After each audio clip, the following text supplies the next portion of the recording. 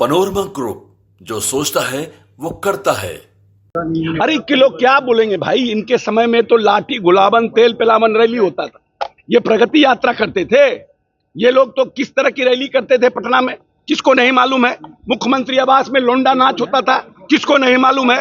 अपराधी को क्या स्थिति था, वो क्या बोलेंगे अल्पसंख्यक। हमारी चिंता तेजस्वी जी न करें, अपनी चिंता करें। नमस्कार, आप है न्यूज़ फॉर नेशन पर। मैं आपके साथ अभिजीत सिंह।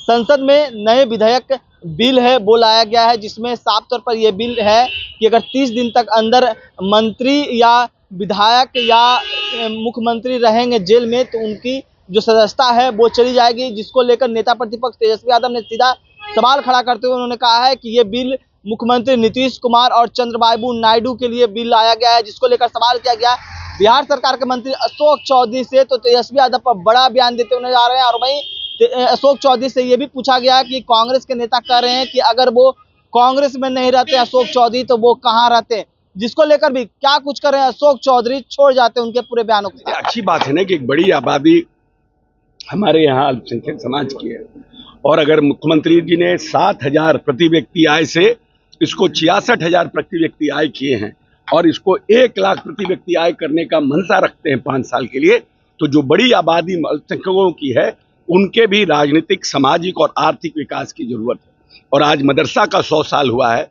जो मदरसा अल्पसंख्यक समाज में शिक्षा की रोशनी जगाता है, तो निश्चित रूप से उनके माध्यम से जो लोग लंबे समय तक हाशिए पर हैं, मुख्य धारा से नहीं जुड़ पाए हैं, उनको मुख्य धारा में जोड़ना, उनके लिए भविष्य का निर्माण करना।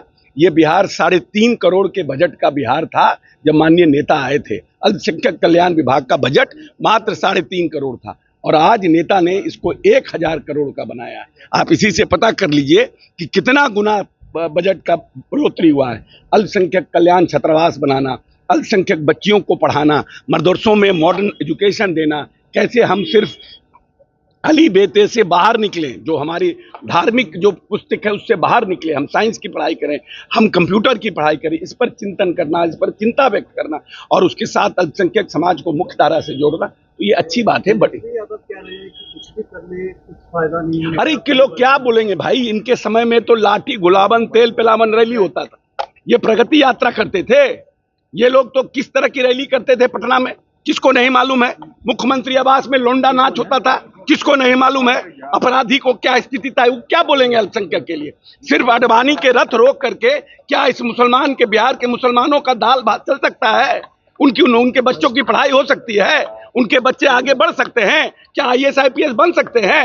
अडवाणी जी का आपने रथ रोका, आपने पूरी तरह से उस समय के जो सांप्रदायिक सौहार्द था उसके हिसाब से आपने काम किया, लेकिन उसी के नाम पर आप कितना दिन तक मुसलमानों का वोट लीजिएगा और कहिएगा नेता मेरे बच्चों को पढ़ाने का काम कर रहे हैं। पार्लियामेंट में बिल आया सर, एक पार्लियामेंट में बिल आया और नहीं देखिए, अंदर में जो लोग हैं वो लोग, कुछ लोग जो 1,647 मदरसे हैं उनके सरकारीकरण की बात कर रहे हैं, तो उसका एक प्रोसेस है भाई। ऐसा तो है नहीं ना कि मुख्यमंत्री किसी भी काम में भी आएंगे, सबको प्रोसेस है और चरणबद्ध तरीके से उसको किया जाएगा। अभी माननीय नेता ने 20 साल में बहुत से मदरसों को, हजारों मदरसों को उन्होंने सरकारीकरण किया है और फिर फेज वाइज उनका भी सरकारीकरण होगा। पार्लियामेंट में सर एक बिल आया, उस बिल को लेकर तेजस्वी यादव ने कहा है कि नायडू और नीतीश कुमार को जेल भेजने के उनको हमारी चिंता तेजस्वी जी न करें, अपनी चिंता करें। आपने जो राहुल गांधी को लेकर कहा है कि 13 किलोमीटर की यात्रा भी संभव है, जब नीतीश कुमार है उनके नेता कह रहे हैं कि अशोक चौधरी कहाँ से आए हैं, अगर आज कांग्रेस में नहीं रहते वो कहाँ रहते? नहीं, कांग्रेस में हम रहते, अगर कांग्रेस अकेली रहती तो हम संघर्ष करते। लालू प्रसाद यादव का झोला ढोने के लिए अशोक चौधरी नहीं था।